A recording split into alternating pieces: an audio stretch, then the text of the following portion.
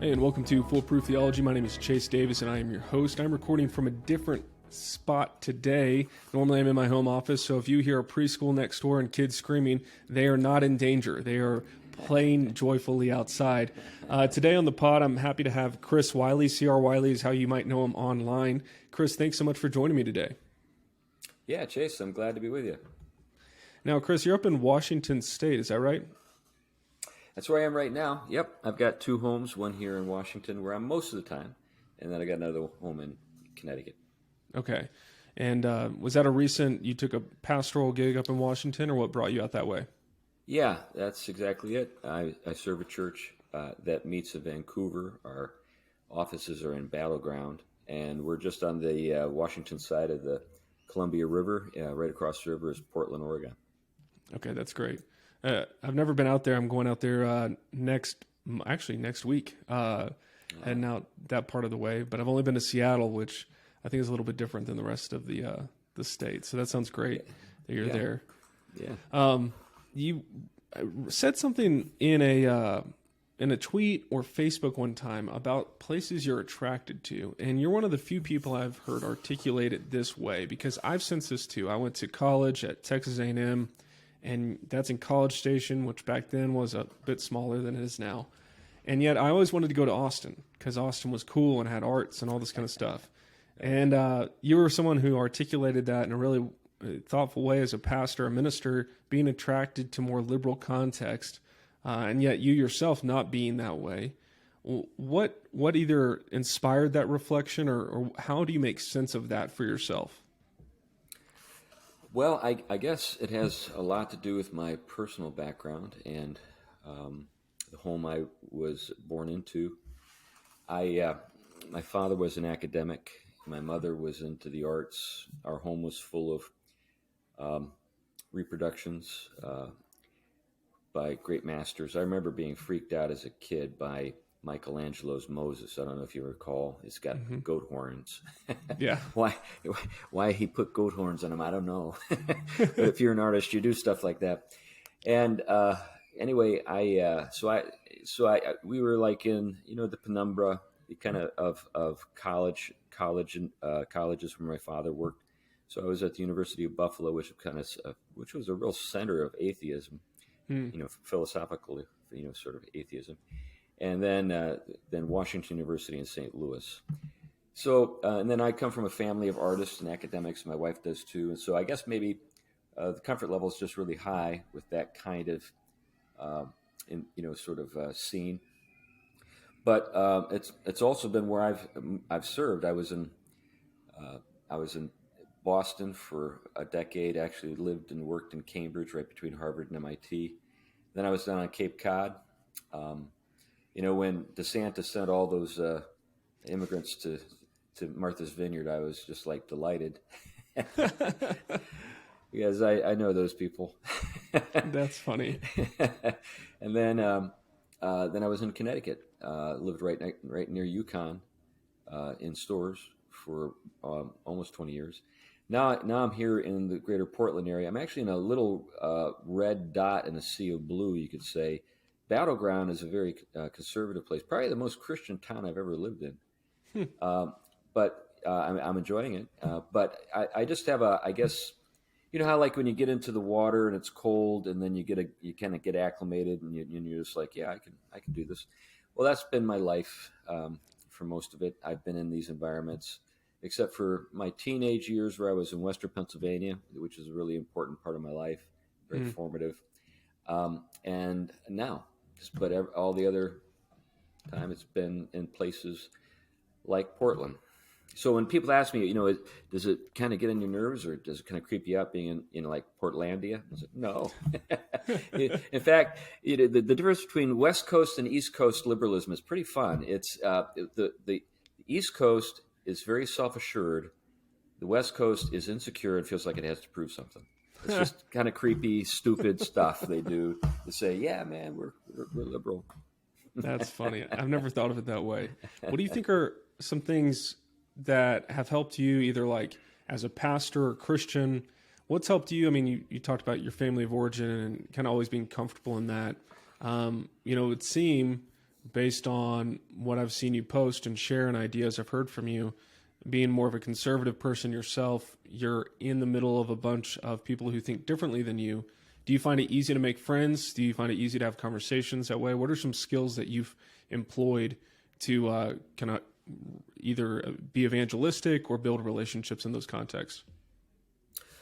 Well, I mean, when you kind of grow up in a scene like that, I mean, you just kind of are comfortable because it's just what you've always known. Sure. And then you know all of the stupidity and the blind spots of the people that you're talking to, because they were your family. Sure. And so you're unimpressed, and you're relaxed. So I think that what happens sometimes is people who come from other places, they might give more credit than really is deserved to people in those environments, because they're kind of awestruck by names of places or institutions or whatever. But there's always going to be people who don't like you, no matter what. I mean, there are conservative people who don't like me. So the fact that Sure. some liberal people don't like me doesn't surprise me. And then there are going to be people who do like you, who can get along with you and just kind of recognize, oh yeah, we see things differently on this or that. So I'm a social conservative, mainly because I've had enough liberalism to be inoculated. I'm completely inoculated. There's just no way. So if anyone comes to me and says, hey, here's an idea that I think refutes something you think, I say, well, you know what? I've heard that put a lot better by someone who's a lot smarter than you. And it didn't affect me then either. So anyway. That's great. I love that. Yeah, I think the ability to be like comfortable and just not be impressed. The not being impressed thing sounds like it could come across as rude. It's not meant to be that. It's more just like, man, like they're just people. Like there's nothing to be scared of. That's right. Yeah. Now, when you put on airs, when you're trying to look more confident than you are, or whatever, that can kind of come off as arrogant. But if you're just genuinely relaxed, and what I meant by unimpressed was not that I was kind of defiantly unimpressed. I just right. Yeah, just that I've been there, done that, seen it, that kind of thing. Yeah, that makes sense. I think over the last 20, 30 years, there's been this huge rise in church planting and evangelicalism. The Southern Baptist, Acts 29, other networks. Church planting is an important way that God can expand His footprint in the world and different expressions of the kingdom all throughout the world. But something that's kind of been a predominant feature of the last 30 years of conversation is this idea of being missional, and particularly this idea of contextualization. And the way I've been kind of taught is that you want to disenculturate from the sending culture and reinculturate the gospel into the new culture. And so you contextualize the gospel to that new culture so that you're not importing kind of your cultural preferences into that new culture. Is that a fair summary of how you might understand how a lot of people think about contextualization? Yeah, I think that's the way a lot of folks think about it, and I do think that's the way it's generally presented. There are some weaknesses in that, though, and some blind spots, and I'm happy to talk about those. But yeah, I've thought a lot about that, and we can dive into it, but that's generally the way it's put. Yeah, and I think it kind of piggybacks on the previous conversation simply because for a lot of pastors, when they enter into, let's say they grew up in a Southern Baptist church and they're sent out into this crazy liberal context that the NAM has a map and here's where we want to plant churches because there's not any good churches there and all this kind of stuff. And they enter this context and they feel they've got to put on airs or pretend to be somebody that they're not, or, presume about culture in a way that they can just kind of be this all-seeing eye where they can deduct from one end of the equation and add to the other. And the first time I really started rethinking this was an interview you gave with the Missions Podcast, and I'll drop a link to that in the show notes. And then my friends Brian Laughlin and Doug Ponder also wrote an article on it. But I had been so thoroughly for the last 11 years on this contextualization. And so when I moved to Boulder, I was like, well, I got to drive a Prius. I got to wear a scarf. I got to start drinking tea. Like, I got to do all the things. And I'm from Texas, and I drive a truck, and that's just not who I am. And so after 2 years of kind of a lot of self-hatred, I kind of just owned the reality of like, like no one's going to like you if you're not just kind of being who you are and being who your tradition has formed you into. And so yeah, I think that was the first time I had heard kind of a critique of contextualization, and me personally kind of rethinking it. What are some kind of big problems you see with the model of contextualization as an approach to ministry? Well, it fails to give proper, I think, space and attention to the nature of creation. Okay. And what creation says, and what comes with that. So what we have with essentially the contextualist outlook is a kind of sweet cream. In other words, they talk about culture as though it's like a base, like gin or like sweet cream, to which you add flavors. So what you do is you kind of extract your Texas flavor, Sure. and you put in the Boulder, Colorado flavor, Right. Yeah. and everything is just fine. It's just this thing called culture, and then there's that. Well, culture is cultivation, and culture, it has to do with also worship, cult. So there's something even beneath that, which is creation. So some cultures are really messed up in a big way, and they're not oriented to creation in a way that's healthful. Of course, all non-Christian cultures will have overt ideology that characterize them. But we have, as we all admit, our own idols, even in cultures that have been, very, I think, thoroughly saturated with the gospel. So, idols, are things that we have to deal with all the time. But some cultures are self-consciously anti-Christian. Right. So when you're dealing with a self-consciously anti-Christian culture, you're first of all dealing with an anti-culture. It's not really cultivating anything but weeds and disease and death. And that's what largely the West has become. So what happened was people like Donald McGavran and Peter Wagner and all these guys at Fuller Seminary, they were the ones who decided that they're going to take these ideas that have some currency in the world of missions and then apply them to the Western scene. And initially it sounded just fine until you actually end up with stupid stuff, like the whole seeker-sensitive crapola, where okay, we're going to make a worship service that resembles Johnny Carson. Or who was ever on late night television. That dates me, Johnny Carson. But we're going to make our worship service about, sort of making people feel comfortable. We want to have a living room environment. We want to have like soft lights and spotlights and all that stuff. And what it fails to take into consideration is that we actually have a popular culture that's really sick.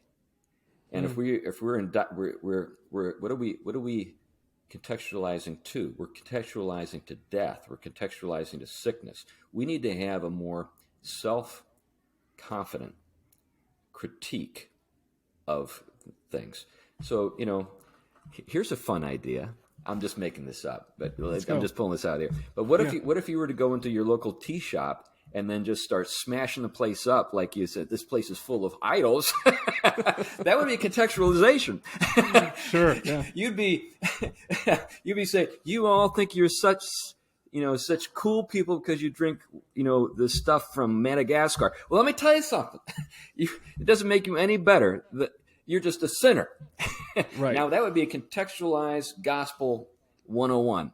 But no, that's not what these guys do. These guys wear the scarf, drive the Prius. Now, I'm not against the Prius. Well, maybe I am. Sure. But, it's the same kind of stuff. Anyway, I'm starting to ramble. I'll get you going. That's great. I think the appeal of it for me is someone planting a church, trying to, I originally sensed I was being called to missions. I wanted to go overseas, be a missionary. And so when you're a missionary in another country, you want to think about how to reach those people well with the gospel. You want to figure out where the gospel is going to find hard ground, both culturally and theologically, but also you want to find opportunities. And so a lot of it appealed to me on that basis. And so I was like, well, if I just apply that here, what does that mean? And you've got guys like Leslie Newbegin, who wrote Foolishness to the Greeks, and other thinkers that I've profited greatly from in terms of critiquing, analyzing, and hopefully giving people ways forward in almost a post-Christian context. And so how do you reconcile, like, do you think it would be just we should dispense of the idea of contextualization altogether, or what's a more fruitful way forward? Well, I like Leslie Newbegin. I've read his stuff. I've read Foolishness to the Greeks. It's a great book. He is not, Bill Hybels. He's not even Tim Keller. Right. These are guys who are marketers. Speaking of Tim Keller is really good at marketing to the Upper East Side of Manhattan. He's Right. really figured out how to sell. And the same thing, with Bill Hybels. I know he's kind of passé and been kind of forgotten about by a lot of folks, but he was a huge deal in the 90s and the early 2000s. And he, supposedly reached, the suburbs of Chicago. And he certainly had a big church, and I'm not saying that nothing good ever happened there. I'm not trying to be that extreme in my critique, but often when you're dealing with, say, non-Western cultures, you're dealing with people who are interacting with creation in a very different way than people in the West do. So you'll have magic, but not the kind of magic that we have with technology. What you see in the West is a mechanistic framework for understanding nature and a kind of instrumentalist approach to everything. Nothing means anything unless people want it to mean something. So in other words, meaning comes from the subject, it's not actually objective in the sense that it exists outside the subject's perceptions. And you don't have that in non-Western cultures. In non-Western cultures, you might have, animism or polytheism or something like that. But you still have people who believe that there's like a reality out there. It's not just all in your head. Yeah. And in the West, that's not the case. In the West, we've almost been entirely. It's almost been entirely denatured in our minds. So consequently, we live in a disenchanted universe, kind of intellectually. Mm-hmm. That's not to say that the world is disenchanted. It Right. just means that we got a head problem. And what we need to do, I think, right up front, is challenge people. So, like a favorite verse that people use to justify this sort of approach that you were describing is, all things to all men, so that by all means I might save some. Mm-hmm. But we're talking about the person who said that was the real deal. In other words, the person who said that was genuinely a two-culture guy. Right. He was a Hellenist. He read, we know he read he read Stoic authors. He quotes them from memory. He was from Tarsus, which was the center of Stoic philosophy in antiquity. Kind of like maybe New Haven is to Cambridge in the United States. Cambridge being Athens and Tarsus being New Haven, or maybe Providence, Rhode Island. Maybe we would say New Haven for, I don't know, Alexandria or something, or Antioch. But it was a significant center of culture, and he was a Roman citizen. And the Jews of Tarsus, if I remember correctly, were given their citizenship by Caesar because of their support, or was it Mark Antony? I can't remember which. But anyway, these were really well-connected Jews and sophisticated Jews. And he had gone to the, in the Jewish-speaking world, when you're, a student of Gamaliel, and you go to, and you're clerking in the Supreme Court, which is the Sanhedrin, you are super connected, man. So he's a Roman citizen, speaks Greek fluently, reads the the Stoics in their own language, and has got a lot of cachet in Jerusalem. So he's a guy who can genuinely be all things. Not Sure. He wasn't LARPing. Yeah, right. Yeah. That's what I think a lot of these guys do. They LARP, and Yeah. and what ends up happening, and I've seen it, is they convert. They go native, and after enough role playing, they actually adopt the religion of the natives and renounce the Christian faith. I've seen it. Right. Not And in so every case, but in many cases. You're thinking about church planners in the American context specifically who have kind of adopted the culture around them. Is that what you're thinking about? Yeah, to the point that they've renounced the faith. I can actually think of some people. Wow. It's an interesting, with that verse particularly. I think I was referencing it in a sermon, and I made an offhanded comment that I don't think anyone picked up on because it was intended to be funny. And I said the trans movement is just, becoming all things to all people. It's just That's the great. reductio. That's great. I would say if you took your typical. Okay, here's an interesting test. This would be a great litmus test. Okay. Okay, so you take your typical, hipster church planner type guy who is planning a church, I don't know, in Berkeley or Austin or Cambridge or whatever, fill in the blank. And you were to say, okay, what's the difference between you and a trans person being all things to all men? That's right. See what they say. See if they can come up. Well, I tell you what they'd have to do. They'd have to turn to Scripture, and they'd have to turn to culture, or not culture, I mean creation. They have to turn to creation.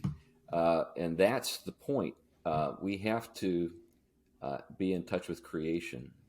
And this shadow puppetry that we engage in with culture, some cultures really stink.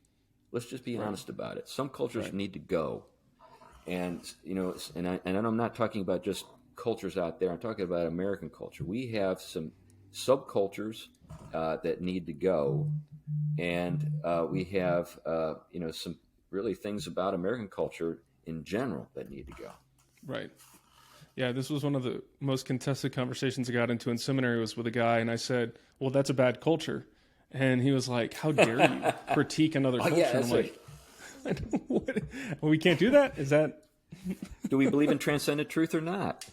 Right. That's what these people do whenever. So the problem with kind of the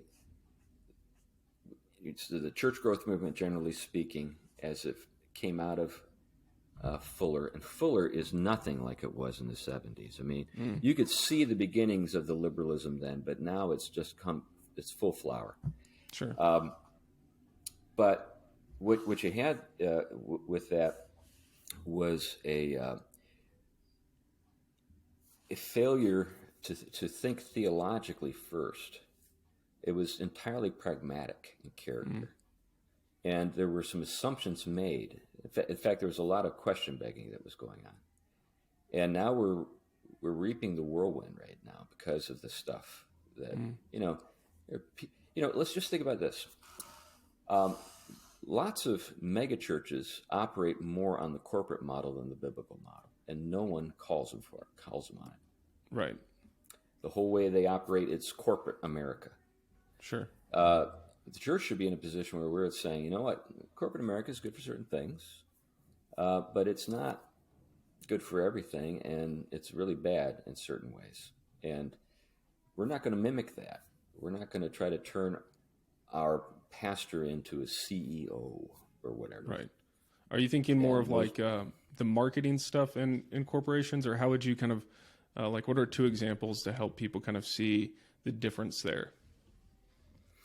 Well, for example, one of the reasons why we have the approach to church life that we see in mega church environments is because they engage in kind of need assessment through segmentation.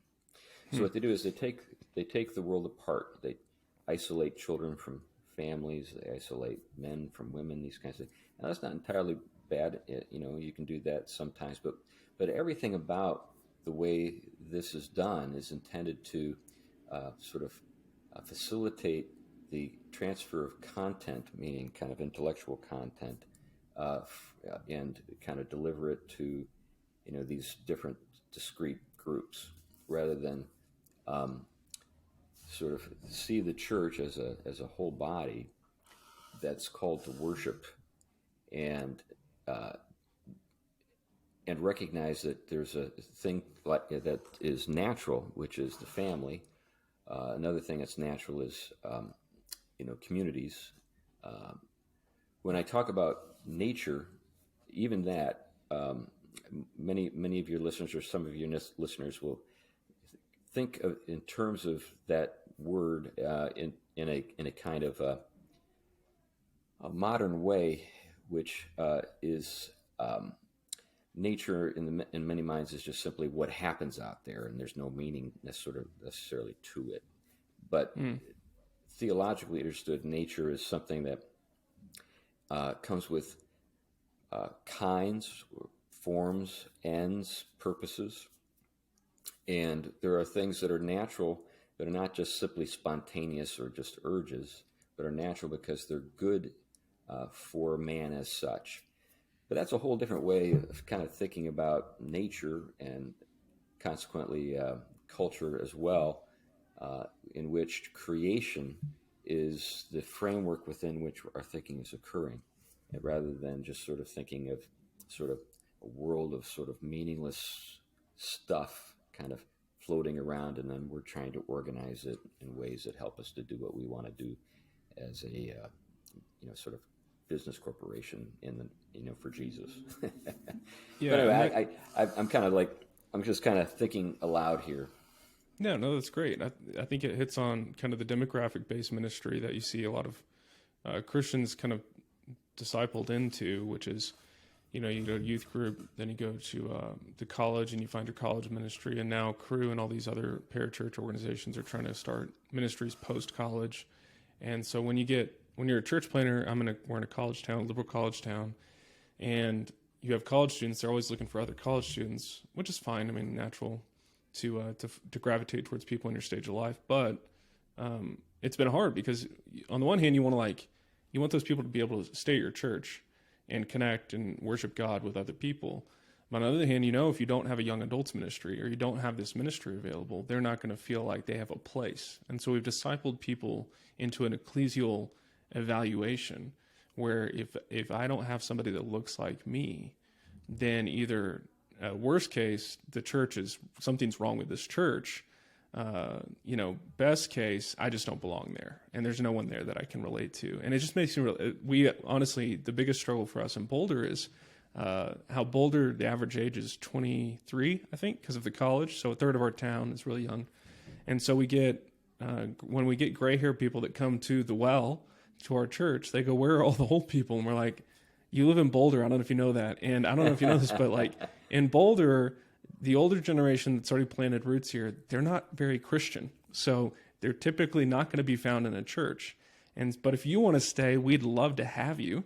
And look, there's two other ones over there. Y'all can, if y'all want to strike up a conversation about your retirement, do that. But it becomes as a church planner, it's really challenging because you do have a passion to reach people. But I think for a lot of church planners, they get wrapped up into what you're talking about with Fuller, with a pragmatic attitude to the church, and the model of church only exists for what it can accomplish. And the most important thing it can accomplish is saving souls. And therefore, the whole design of the church becomes a sales game of we've got to orient the whole thing to saving souls. That's not to do away with biblical things about making your worship make sense, doing it in the native tongue of the people, as is appropriate sometimes. And so it's not to dismiss any of that kind of healthy kind of thinking like a missionary, but it is to call into question the whole paradigm we've been shaped. I mean, you said the 70s. We've been shaped for a long time with this kind of corporate mindset towards both ecclesial governance, but also just kind of the way people evaluate churches. Oh, yeah, and it goes a lot further back. I think probably the the crucible, or the most significant period was the 19th century, and we still kind of living in the downstream of that, and there are a lot of hopeful things that I see going on. My criticisms have counterpoints in the sense that I see a lot of things going on out there that are, I think, positive. And one of those things is there are just more and more people looking, back into the history of the church, not just to the Reformation, but even further back, looking for something rich and something that can call the larger framework that we find ourselves in as a culture, in this anti-culture we find ourselves in, into question. So, I mean, and there are lots of things that I think are indicative of that. When you think about, this might sound off topic, but if you think about the popularity of J.R.R. Tolkien, what is it about this guy? I mean, there's nothing in his body of work that you would say is relevant. He's not talking about social justice. He's not talking about the equality of women. He's not talking about any of that stuff. Right. In fact, what you have is a world that's medieval in many respects, and yet people are drawn to it because there are things that they see in it that they feel are lacking in their lives, and it's of course a great set of tales, but there are lots of other authors who told good stories, but have not seen this sort of cultural influence that we see with Tolkien. And I think that, concurrent with that, we see more people interested in liturgy. They want liturgy that's more challenging and rich. We see a lot of people who are, when they think about community, they're actually not thinking about just people like me. Right. At my stage of life, they really do want to connect to older people and younger people and so forth. Some of the worst people, of course, are baby boomers my age and older when it comes to this stuff, because they're still enamored with all of these things. Their idea of like great music sounds like 70s rock, Yep. So for me, I don't listen to CCM. If I want my rock, I'll get the real thing. Sure. But so I see a lot of things to be encouraged by, and with people your age, I see a lot of really great stuff. So when we think about kind of wrapping up the contextualization topic, so when we think about engaging a culture, going into a place, reaching a people, what we're suggesting, what you're suggesting here is that for us to adopt the model of contextualization that's been kind of rampant in an anti-culture, that church is accommodating or becoming a culture of death itself. That's exactly right. It's not planting roots. It's not even uprooting weeds. It's simply taking what the culture gives it and mirroring it back. Would that be fair to say? Oh yeah, and with a Jesus T-shirt. So the guy who first turned me on to this is a black guy. His name is Ray Hammond. Brilliant man. Went to Harvard when I think he was 16 years old. Had his MD. He was a medical doctor by his mid-20s. Then went back to school and got his MDiv and planted a church in Boston. And he still had his medical practice, so it wasn't like he left one to do the other. He just thought, the way he described it to me is, I'm called to be a healer, both of body and soul, And so I remember talking to him about sort of black, sort of urban culture. And I got into this very conversation with him about contextualization. And he was the one who said, why should I contextualize to death?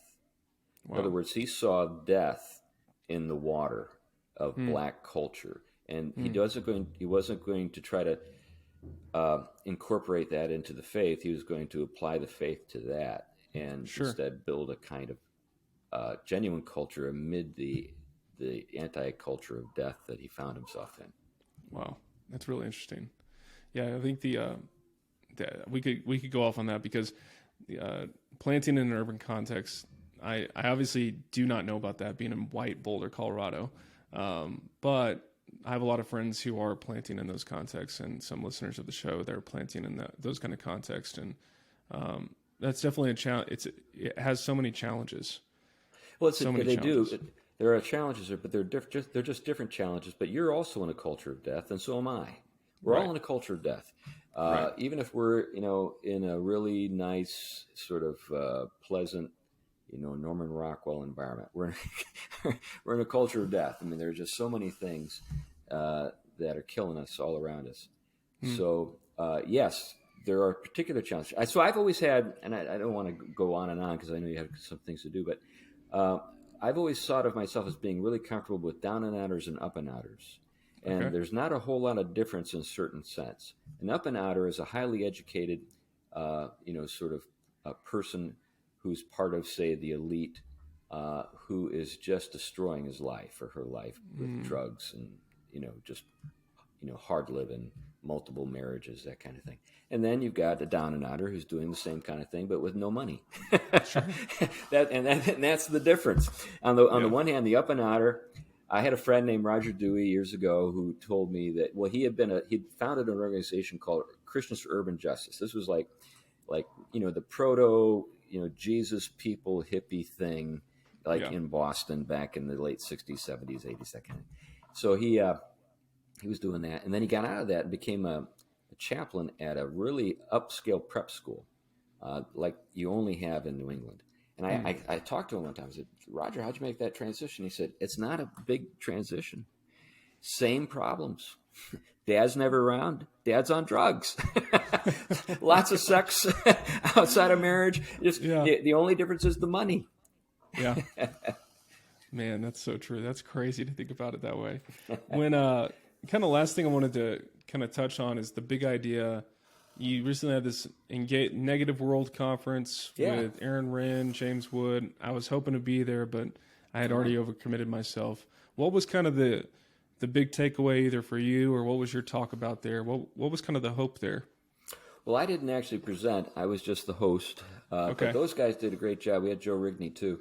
And all those talks are going to be available soon on our church YouTube channel. We're just getting it started. But the first talk will probably be available next week, and it'll be Aaron's 3 Worlds of Evangelicalism talk. But mainly, what we're all kind of agreed about with that conference is that Aaron has done a pretty good job of helping us see that we're in an environment at the moment where being a Christian is a net negative to your social sort of standing, and if we're going to be able to remain faithful in the midst of this particular period of time, we got to more or less own that, not pretend that's not the case. And if we own that, what does it mean in terms of our approach to ministry?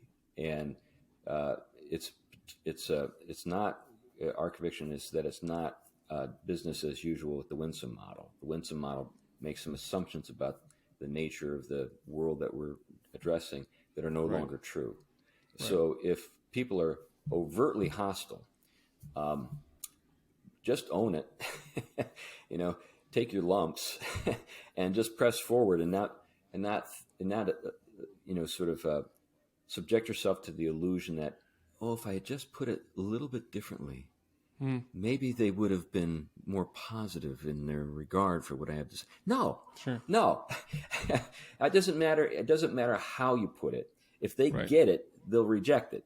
Or if they'll get it and receive it, it's because of the work of God's Spirit in their lives, and because they're at a place where they're sick and tired of the world's lies. That's the thing that we have to keep in mind. There are a lot of people out there who are sick and tired of the world's lies. Those are the people we should be shooting for. That's a good word. Yeah, I think we've been thinking about that in Boulders.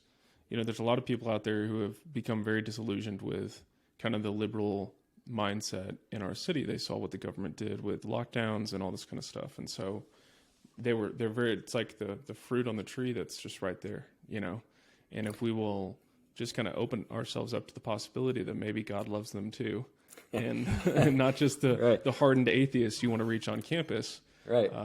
Yeah. Why do we spend all our time chasing those guys? So yeah, and I think too, there are groups of people. So who are the true lepers today? Well, the true lepers aren't gay. The true lepers are not trans. They're celebrated by everybody. Right. So how do we come across when we chase after those people? Me too. We've got our own version of Me Too. The people who are the lepers are the guys in the manosphere, the incels. Those are lepers. And I think they're tremendously open right now. I think this is a fruitful time for evangelizing young men. Yeah, I agree. Huge opportunity. Well, Chris, this was a great conversation. Hopefully for my listeners, this kind of illuminates maybe some challenges. I know for me and on my ministry, it's helped me kind of rethink. And hopefully people from my church will listen to this. I'm sure it'll help kind of put some paint on the easel of like, something's changed at the well and I can't describe it. This would be what's happening behind the scenes as your pastors kind of think through, hey, how can we mature as leaders, as pastors, as thinkers to be more biblical in a world that's changing? Not to abandon biblical principles of virtue and being Christ-like and kind, but just remembering some old ways of doing Christian ministry and becoming more like Knox in some ways. So, Chris, thank you so much. Just let me leave you with one suggestion. Have you ever heard the song, the old country music song, "The Reverend Mr. Black"? No, I've never heard it. Oh yeah, you look it up. Look it up. Yeah. He rode easy in the saddle. He was tall and lean. That's how it starts. Sounds and great. You would have thought nothing but a streak of mean could make a man look so downright strong. But when look in his eye, and you knowed you was wrong. The Reverend Mr. Black. That's awesome. Yeah, we need more of those guys. We need more of those guys. I agree. Hey, where can I send people? You had a book on, I think it was Tom Bombadil. Is that the character that you wrote about? Yeah, Tom Bombadil. Bombadil. Sorry, my bad. Where can people find that? Well, every book in the world's on Amazon. You can find it there. There you go. If you're not into Amazon, you can order it at your local bookstore. You can get it that way. Sure, that's great. And is there a website, a church, or if people wanted to hear more of what you have to say, where could they find you? Yeah, a couple things. One is my website, crwiley.com. I don't put stuff there much. I mean, it's just like it's kind of like what we have today. Is like that's like a card, a business card. Everybody has to have a website, right? So that's where you can learn about some stuff I've written and said. And then I'm a co-host on a podcast called the Theology Podcast. Oh, that's great. Okay, love that. Yeah. Great. Well, I'll drop links to those in the show notes. And if you are a listener and you love this interview as much as I did, you should give it a 5-star review, subscribe. You can also sign up for the Patreon. I've got great content coming out. You will get exclusive access to kind of my approach to the Matt Chandler situation with the Village, another situation in Australia where a CEO got fired for being associated with an Acts 29 church. And so all of that is behind a paywall. You got to sign up with the Patreon. You can also help shape the content I deliver to the public. You can give me tips, and we can have conversations back there on more of that. So I've got some great interviews coming up. I've got Andrew Eisker, who wrote on Christian nationalism. I've got Delano Squires coming up, and so you can look forward to that, and we'll see you next time.